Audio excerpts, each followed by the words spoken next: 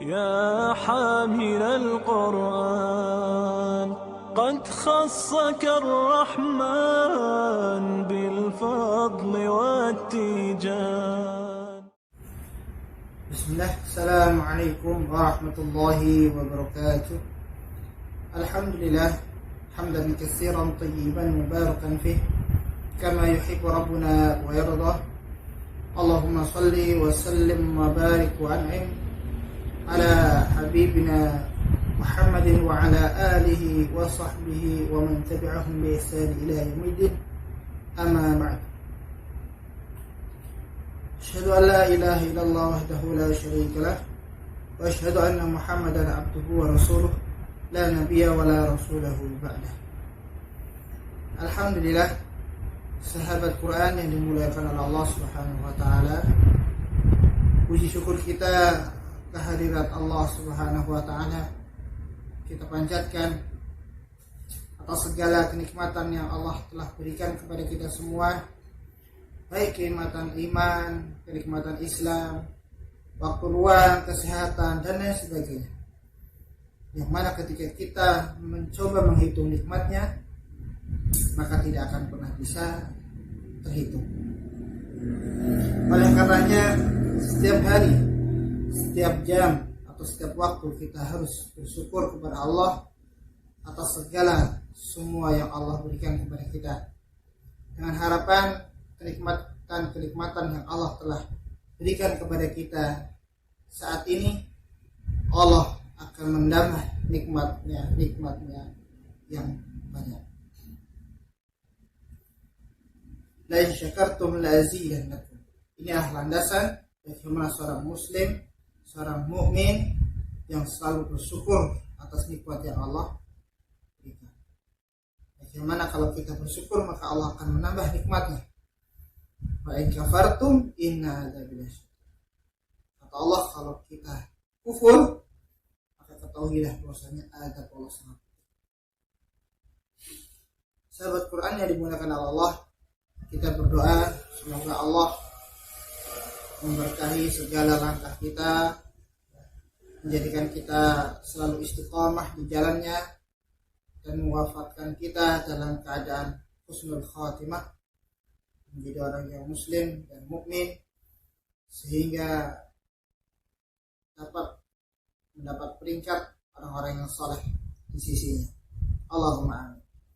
Salawat serta salam tercurahkan kepada baginda kita Nabi Allah Muhammad sallallahu alaihi wasallam, para keluarganya, para sahabatnya, serta orang-orang yang selalu siqah, selalu istiqamah, selalu memegang bara api, memegang risalahnya, memegang ajarannya, dinul Islam hingga akhir zaman, hingga akhir hayatnya. Pada kesempatan kali ini,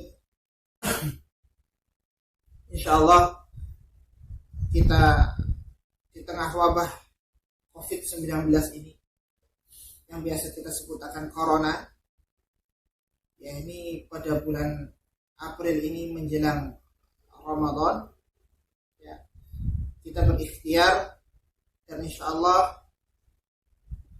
kita dicatat sebagai orang yang belajar dan mengajarkan Al-Quran. Seperti hadis Rasulullah SAW yang diriwayatkan oleh Bukhari, khairukum man ta'allama al-Quran wa 'allamah. Ketika kita ingin menjadi orang yang terbaik, maka pelajarilah Al-Quran. Dan kalau kita sudah mempunyai ilmu atasnya, maka ajarilah Al-Quran. Oleh karenanya, insyaallah pada setiap pekannya, tepatnya di hari Sabtu, kita akan sedikit duduk bersama untuk bagaimana kedekatan kita bersama Al-Quran. Insyaallah semoga ini bermanfaat dan mendapat keberkahan dari Allah Subhanahu wa taala. Kita berharap ini rutin hingga bulan Ramadan, hanya satu pekan sekali.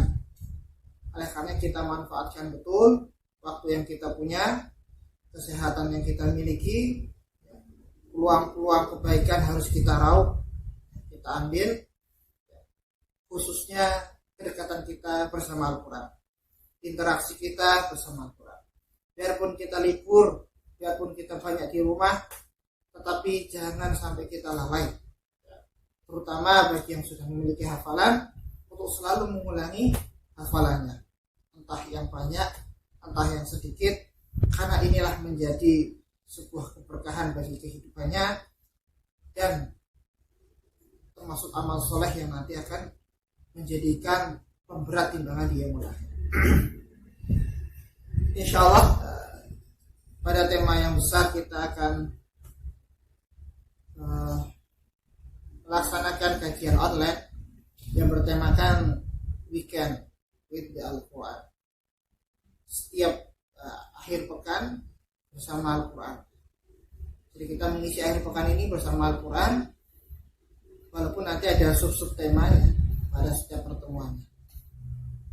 Dan insya Allah pada kesempatan hari ini menjelang Ramadan, yang kita berdoa semua, semoga kita semua mampu, ya, dan Allah kasih kesempatan untuk bertemu dengan Ramadan, mampu beramal soleh, mampu memaksimalkan potensi-potensi amal soleh kita di bulan itu tersebut, sehingga kita termasuk orang-orang yang sukses dalam mendapatkan syahrul Ramadan itu. Alhamdulillah pada pertemuan pertama ini kita akan sedikit membahas dengan tema atau subjudul membaca dan mendengarkan Al-Quran. Alhamdulillah tema yang ringan ini sudah banyak dibahas oleh para asatid, para kibarul ulama, dan para mubalik, ya insya Allah tidak kurang, tetapi akan tidaklah salah, ya, alangkah baiknya ketika kita mampu mengulangi ilmu yang pernah kita miliki, agar sebagai apa? Sebagai tadkirah, peringatan, sebagai takrir atau pengulangan, tikrar. Bahkan ulama zaman dahulu mengulangi ilmu-ilmunya hampir 40 kali, membaca kitab-kitabnya diulangi, walaupun kita pernah mendapatkan ilmu tersebut. Begitu juga dengan Al-Quran. Di bulan Ramadan yang mulia, yang semoga kita berjumpa dengannya, itu betul-betul bulan yang dimana Al-Quran tersebut turun. Sebagaimana Allah Subhanahu wa Ta'ala telah berfirman di dalam surat Al-Baqarah ayat 185, Syahrul Ramadan alladzi unzila fihi al-Quran hudan lin-nas wa bayyinat minal huda wal furqan. Jadi di bulan Ramadan itulah Al-Quran itu turun sebagai apa? Petunjuk bagi manusia, umat manusia. Jadi bukan hanya muslim. Buktinya apa? Buktinya banyak orang-orang Kristiani, ya, orang-orang yang non-muslim itu mendapat hidayah karena Al-Quran. Bahkan di masyarakat jahiliyah dulu, bagaimana Umar bin Khattab, ya, masuk Islam karena lantunan Al-Quran, dan beberapa sahabat yang lain. Karena apa? Al-Quran memiliki selain makna, tetapi juga memiliki keagungan yang tiada tara. Karena apa? Karena Al-Quran ini adalah kalam Allah, perkataan Allah Azza wa Jalla. Syahrul Ramadan alladzi unzila fihi al-Quran hudan lin-nas wa bayyinat minal huda wal furqan. Dan sebuah penjelasan. Jadi ma faradna fi kitabin min syai'. Kata Allah, tidak akan pernah luput segala sesuatu kecuali semua itu sudah di dalam Al-Quran. Tentang pendidikan, tentang ekonomi, ya, tentang politik, tentang kepemimpinan, ya, dan lain sebagainya. Apalagi tentang pelajaran-pelajaran yang kita pelajari dalam sekolahan maupun kehidupan sehari-hari. Bagaimana adab, bagaimana fikih, ada muamalah, ya, dan lain sebagainya. Al-Quran sudah ada.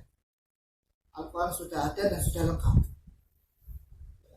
Oleh karenanya membaca Al-Quran ini menjadi hal yang sungguh dianjurkan.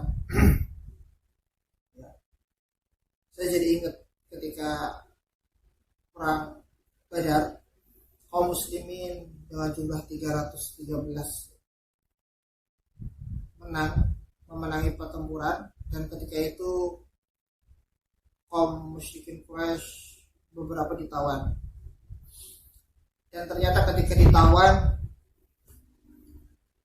Rasulullah SAW menyuruh para sahabat untuk mengumumkan bahwasanya barang siapa dari tawanan yang mampu mengajarkan satu orang mampu mengajarkan beberapa orang muslim, mengajarkan apa? Mengajarkan membaca dan menulis, maka akan dibebaskan. Dan di dalam surat Al-Qadr juga jelas bahwasanya nanti di bulan Ramadan itu adalah Al-Quran di mana turun. Inna anzalnahu fi lailatul qadar. Sesungguhnya Al-Quran ini turun pada malam Lailatul Qadar. Memang Al-Quranul Karim turun tidak hanya sekali, tetapi ada dua tahapan, yang dimana yang pertama Quran ini turun sampai langit 7, ya. Jadi dari Baitul Aziz sampai langit. Dan dari langit itulah Al-Quran turun ke bumi, bahkan ke sadr Rasulullah SAW, ke hati beliau itu secara bertahap.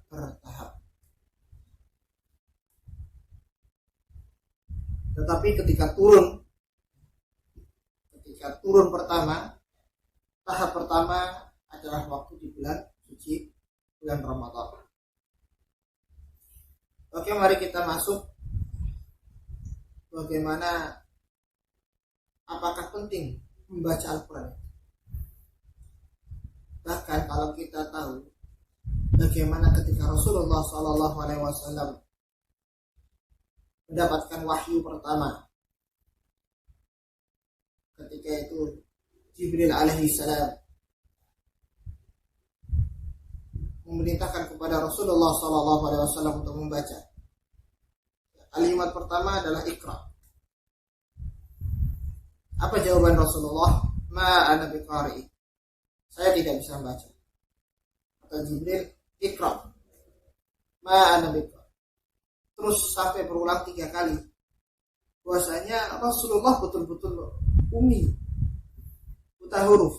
Nah, disinilah adalah pelajaran penting bagi seorang muslim, bahwasanya Al-Quran itu menjaga kemurniannya, menjaga keasliannya, menjaga keautentikannya, sehingga tidak akan bisa tercampur, ya, tidak akan bisa diubah, dan tidak akan bisa terkontaminasi. Ketika kita lihat bagaimana Injil, bagaimana Taurat dirubah-rubah, tetapi Al-Quranul Karim konsisten. Kita rubah satu harokat saja, atau kita rubah satu huruf saja, maka akan terlihat, akan tertera. Kita tidak bisa akan merubah Al-Quran. Maka di zaman ini, akhir-akhir ini banyak pemikiran-pemikiran yang merusak sebetulnya dari pemahaman Al-Quran, yaitu dari kaum-kaum liberal, kaum-kaum sekuler, ya, yang dimana mentafsirkan Al-Quran semaunya sendiri.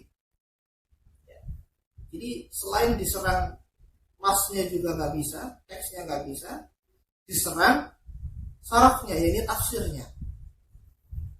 Jadi Al-Quran berbunyi ini ditafsirkan sendiri.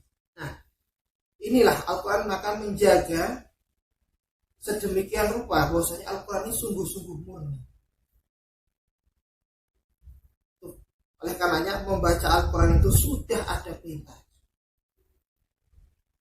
Begitu juga ketika kita melihat hadis Rasulullah SAW dari Ibnu Mas'ud yang diriwayatkan oleh At-Tirmidzi tentang bagaimana kita membaca Al-Quran. Man qara'a min kitabillahi harfan falahu bihi hasanah wal hasanah bi 'ashri amsalihha la aqulu alif lam mim harfun walakin alifun harfun wa lamun harfun wa mimun harfun. Barang siapa yang membaca kitab Allah, kitabullah Al-Quranul Karim, baik Anda paham, baik Anda tidak paham, kita baca saja, maka satu hurufnya akan bernilai satu kebaikan. Dan satu kebaikan ini akan dilipat gandakan menjadi 10 ganjaran, 10 pahala. Rasulullah SAW tidak mengatakan alif lam mim satu huruf, tetapi alif satu huruf dan lam satu huruf dan mim satu huruf. Jadi totalnya 30. Jadi andai kata kita membaca alif lam mim, itu sudah 30 pahala yang kita dapatkan. Bagaimana kalau kita membaca satu surat? Kita membaca 1 juz, 2 juz, bahkan kalau kita menghatamkan Al-Quran. Oleh karenanya kita berdoa di bulan Ramadan. Disinilah banyak orang-orang, khususnya para pemuda, yang mereka melakukan dan melaksanakan tadarus malam di masjid-masjid. Ya. Selain mereka berkumpul dan terkait hatinya dengan masjid, mereka juga mengejar bagaimana pahala-pahala yang mereka akan dapatkan. Karena di sini membaca Al-Quran. Kemudian ada juga hadis berikutnya, yakni dari hadis riwayat Muslim, bahwasanya iqra'ul Quran fa innahu ya'ti yaumal qiyamah syafi'an li ashabi. Bacalah Al-Quran, bahwasanya Al-Quran akan datang di hari kiamat nanti kepada para pembacanya, kepada para yang menemani Al-Quran. Ya.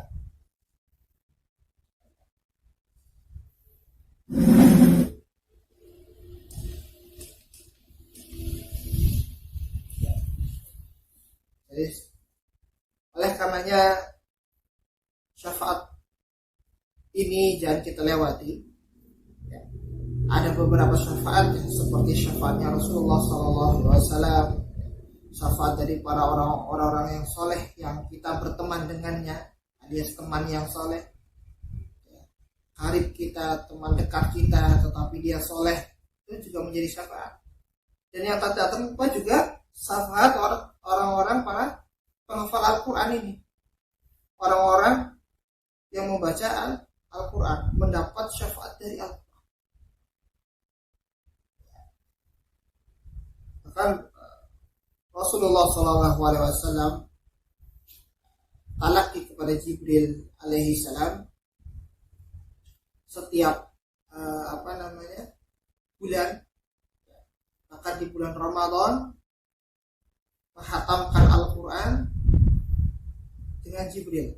Di sini ada hadis riwayat Bukhari dan Muslim yang dimana menjelaskan bahwasanya setiap tahun Rasulullah SAW menyelesaikan hafalannya ya, bersama Jibril disetorkan. Di sini ada pelajaran yang hebat, pelajaran yang besar untuk kita semua, bahwasanya ketika kita ingin belajar Al-Quran, maka kita harus punya guru. Begitu juga dengan pelajaran-pelajaran yang lain, ilmu-ilmu yang lain, ilmu syar'i yang lain.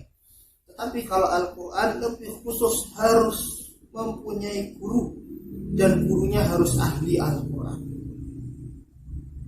Kalau kita jumpai sekarang banyak, terkadang dosen fikih ngajarnya, terkadang ngajarnya tafsir atau pendidikan, atau dosen bahasa ngajarnya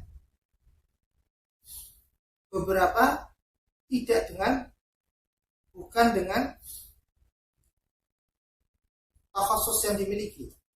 Tetapi kalau Al-Quran tidak mungkin orang yang belum selesai hafalannya, orang yang belum menghafalkan Al-Quran, orang yang belum pintar dengan Al-Quran mengajari orang atau hafal Al-Quran.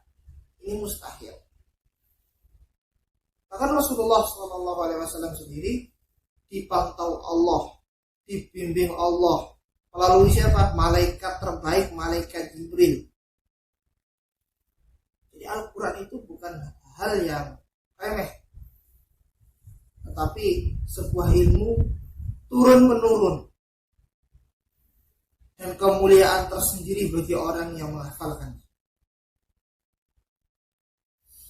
Di dalam kitab Syiar A'lam Nubala karangan Imam Az-Zahabi, bahwasanya di sini banyak ya dinukil orang-orang yang soleh, bagaimana para tabi'in, salafus soleh yang lain ya, ulama-ulama ya, kibarul ulama, bagaimana mereka berinteraksi maupun bagaimana kemesraan mereka bersama Al-Quran. Salah satunya adalah dari kalangan tabi'in, Qatadah bin Da'amah. Ini seorang tabi'in yang dimana setiap 7 hari atau per pekannya dia khatam Al-Quran. Bahkan di bulan Ramadan, khusus di bulan Ramadan, beliau mampu menghatamkan Al-Quran selama 3 hari. 3 hari. Satu lagi dari tabi'in, Aswad bin Yazid, yang ini sangat terkenal juga dengan keilmuannya,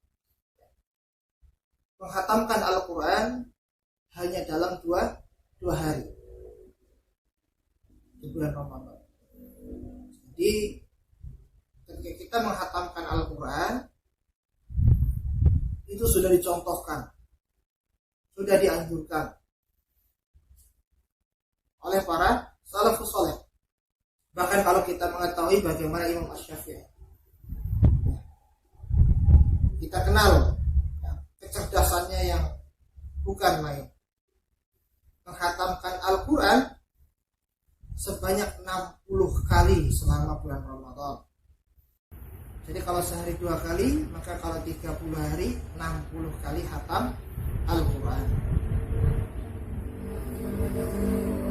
Bagaimana dengan kita? Sudah berapa hari kita tadarus? Sudah berapa hari kita ngaji? Sudah berapa hari kita membaca Al-Quran? Kapan khatamnya? Inilah PR ya. PR buat kita semua, bahwasanya kita sangat jauh. Dan PR ini bagaimana kita harus mengikuti. Setidaknya jangan jauh-jauh sekali. Kita mengikuti salafus saleh, bagaimana kemesraan mereka bersama Al-Quran. Tentunya mereka tidak menjadi beban Al-Quran ini, tidak menjadi hal yang memberatkan bagi mereka, sehingga mereka bisa banyak sekali mereka membaca Al-Quran, mengulangi hafalan Al-Quran mereka. Tetapi memang At-Tibyan, di dalam kitab At-Tibyan,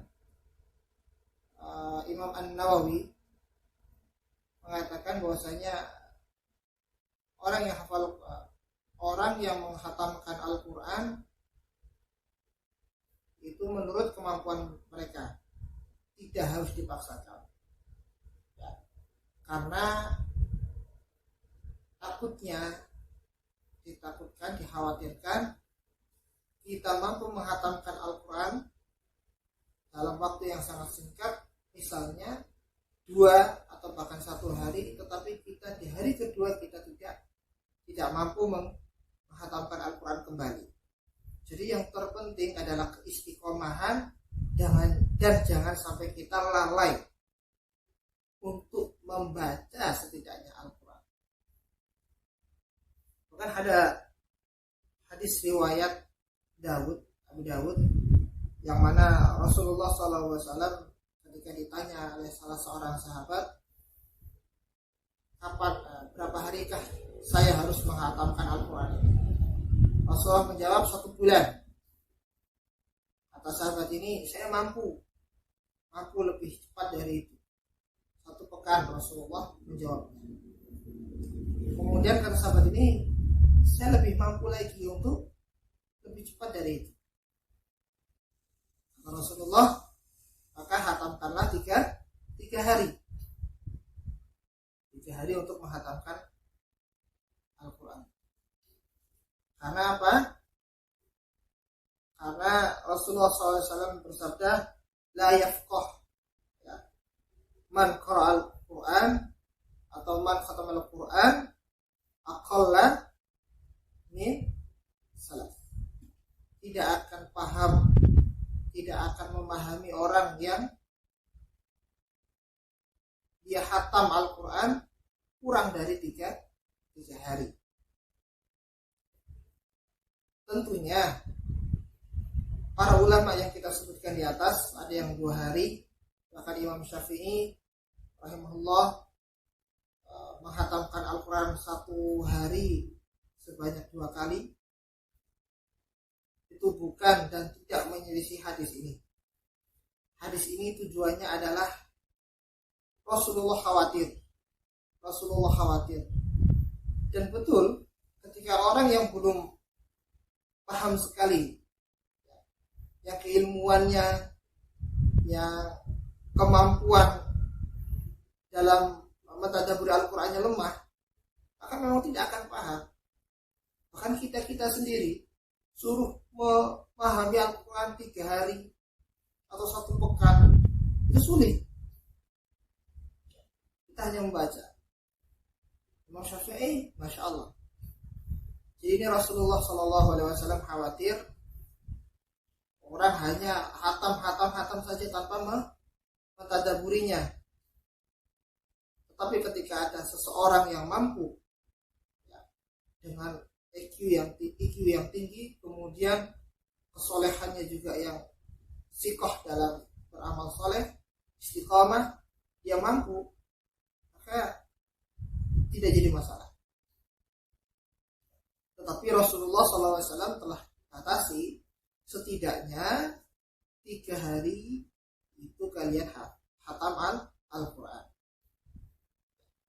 Inilah standar minimal yang tercepat, maksimal yang tercepat. Agar apa? Agar kita baca Al-Quran sambil sedikit-sedikit kita renungi artinya. Sambil sedikit-sedikit kita periksa maknanya. Kita buka-buka apa artinya.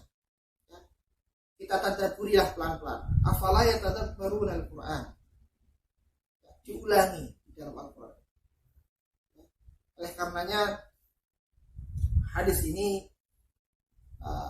menjadikan kita dorongan, setidaknya bagi para penghafal Al-Quran yang Allah telah memberikan amanah baginya Al-Quran.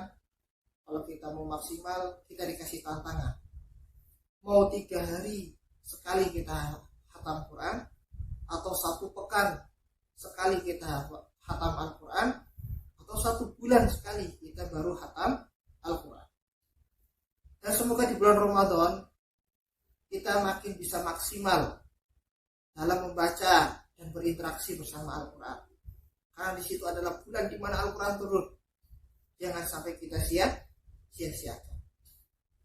Bagaimana kita bekerja sebagai guru, bekerja sebagai dokter, atau bekerja sebagai kepala pemerintahan di suatu kantor atau lain sebagainya, kita sempatkan setidaknya sebelum tidur atau ketika baru bangun, kita sempatkan untuk membaca Al-Quran walaupun cuma 2 halaman, 3 halaman, 4 halaman, atau mungkin 1 halaman, tetapi disempatkan. Ya. Kalau kita baca 1 halaman atau 2 halaman, ya 1 lembar 1 hari, maka 10 hari kita sudah satu juz. 1 bulan kita sudah 3 juz. Mau ditingkatkan lagi, boleh ditingkatkan kembali. Ya. Kalau seperti tadi misalnya 3 hari atau 2 hari khatam Quran, kalau 2 hari khatam Quran berarti setidaknya kita harus membaca Al-Quran 1 hari 15 juz. Di sini, ya. Masya Allah, kita sangat jauh, tetapi insya Allah kita berdoa dan usaha. Tidak hanya berdoa, kita usaha untuk konsisten dalam membaca Al-Quran. Waktu itu saya pernah menemukan seseorang sudah tua, dia bukan penghafal Al-Quran. Dia tidak mengakui kalau dia hafal Al-Quran.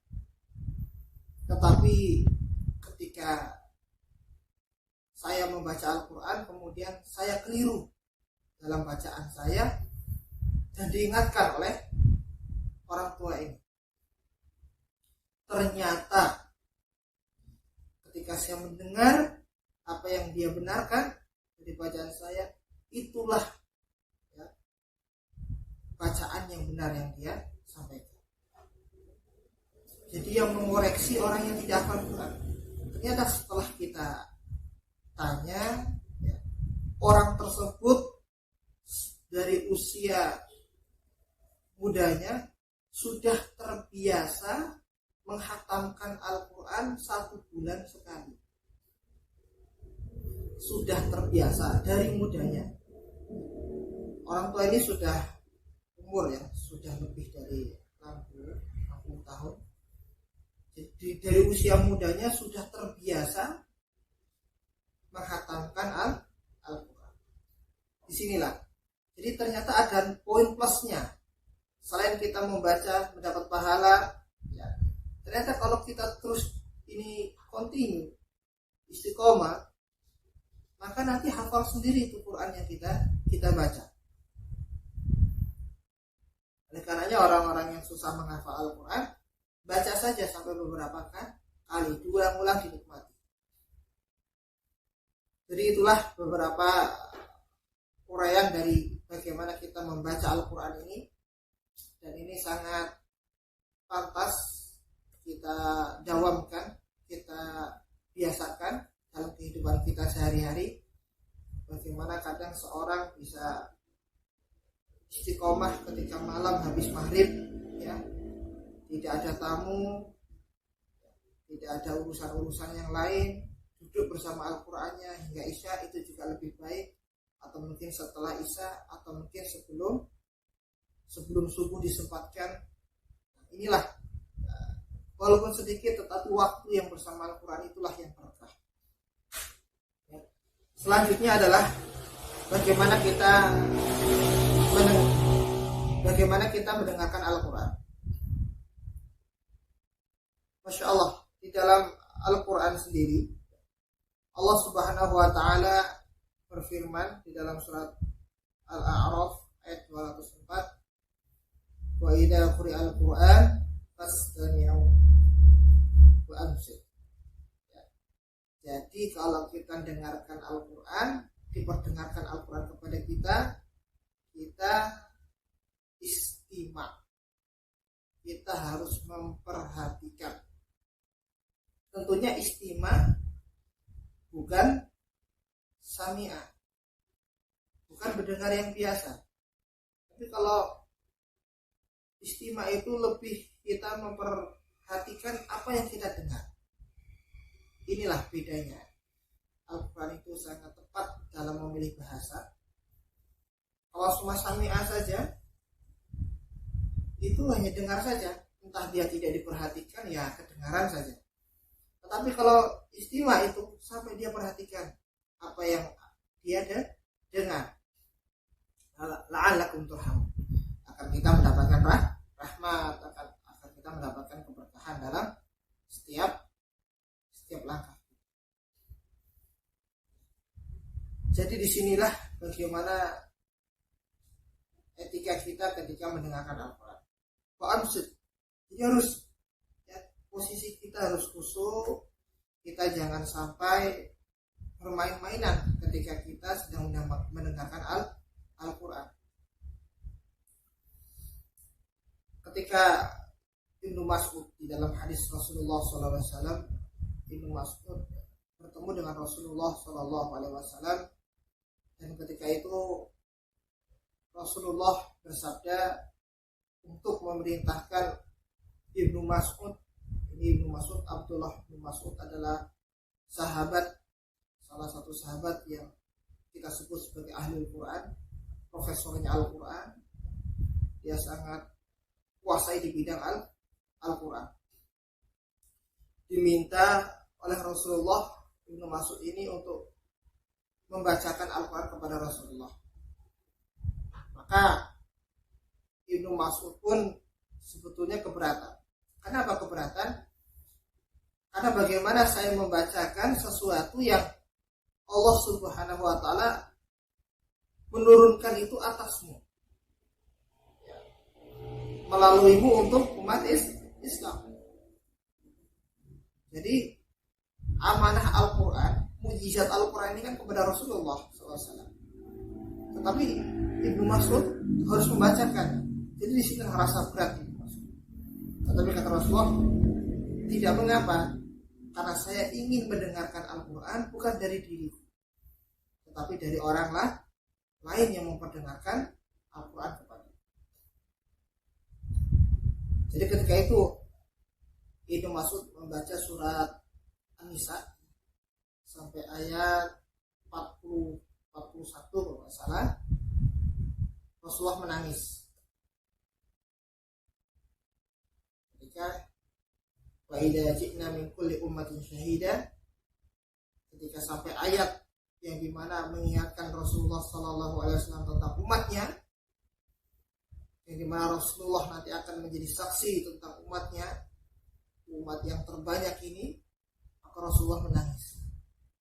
Disinilah petunjuk bahwasanya kalau kita dengerin Al-Quran, maka kita harus khusyuk. Harus khusyuk. Dan bagaimana kalau kita mendengarkan Al-Quran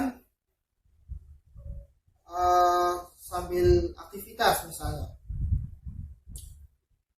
Di sini ada dua pendapat ulama. Yang pertama, memang kita harus khusyuk, tidak boleh sambil melakukan beberapa kegiatan.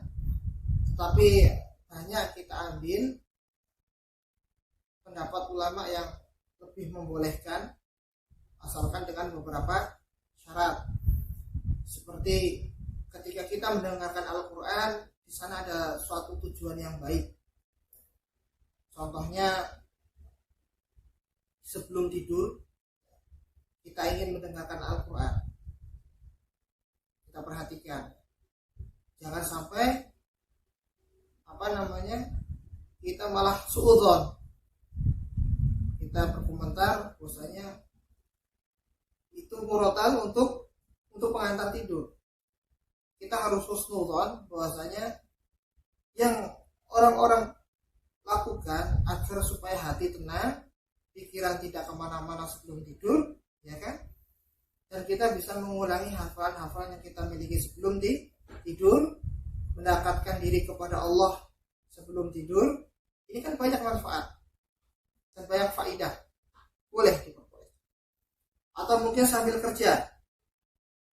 Sini lagi ngerjakan laptop misalnya, lagi ada kerja kantor atau kerja tugas kuliah atau sekolah ya, sambil mengerjakan sesuatu ini kita mendengarkan Quran. Kalau itu tujuannya baik, silakan ya, kita kerja sambil mengulangi hafalan kita, silakan, tujuannya baik.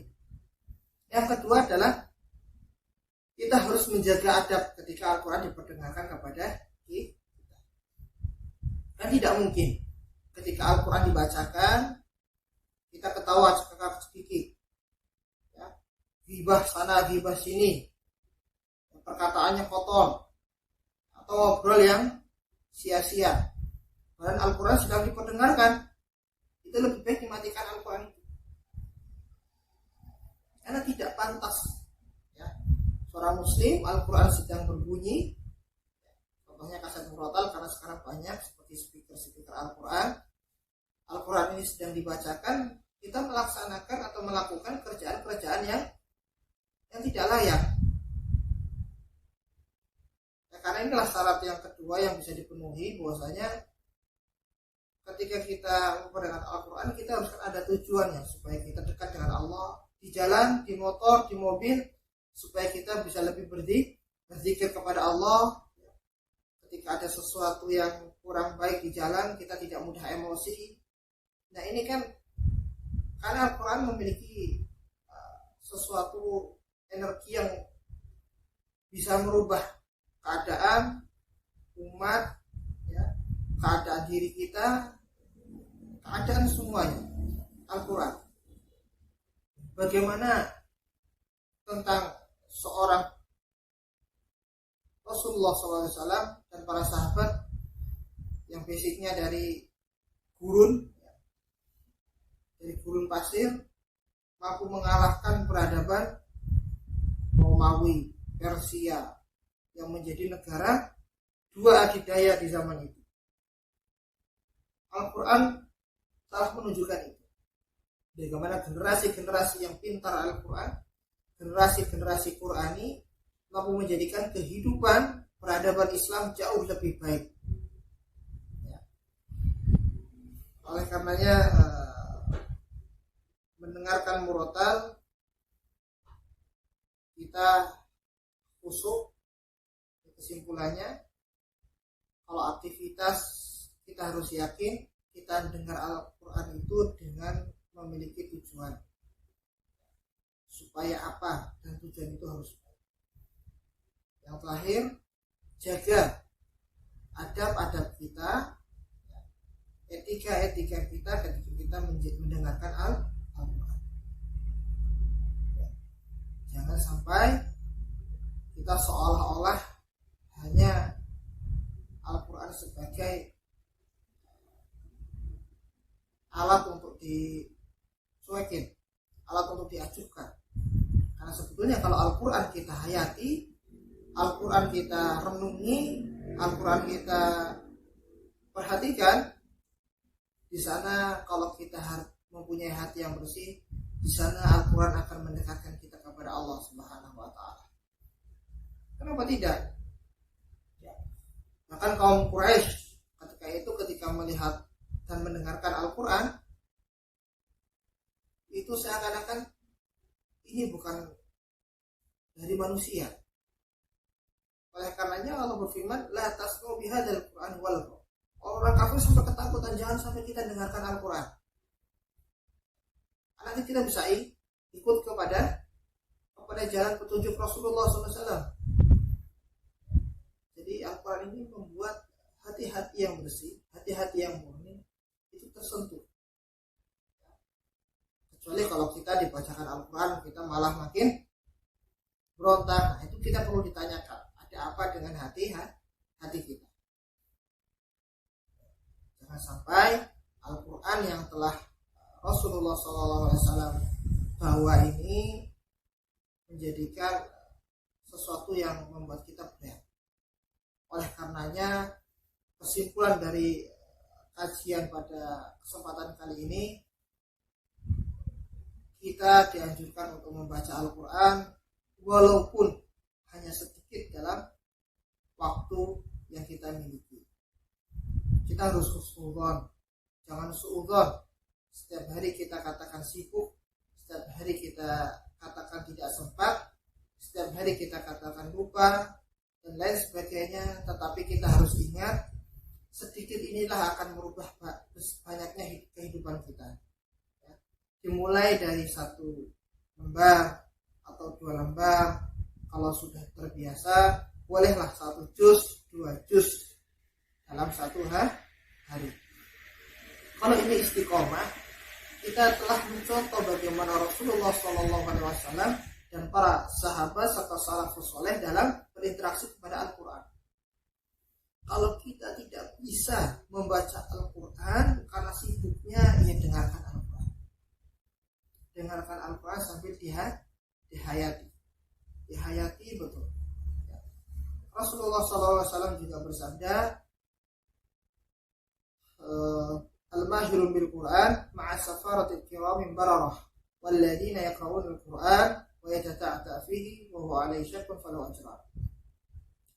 Orang yang mahir dengan Al-Quran, maka dia akan dikumpulkan bersama para malaikat serta orang yang taat.